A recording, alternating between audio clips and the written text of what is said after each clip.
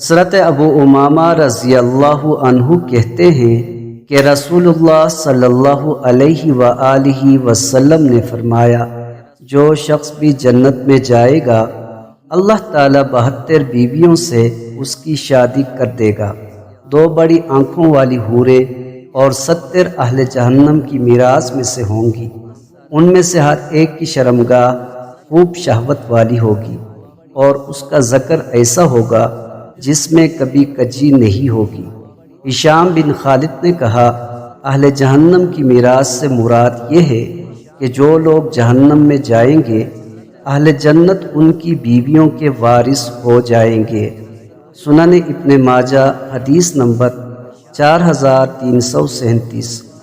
حضرت ابو سعید خدری رضی اللہ عنہ کہتے ہیں کہ رسول اللہ صلی اللہ علیہ وآلہ وسلم نے فرمایا، مومن جب جنت میں اولاد کی خواہش کرے گا تو حمل اور وضع حمل اس کی خواہش کے موافق سب ایک گھڑی میں ہو جائے گا۔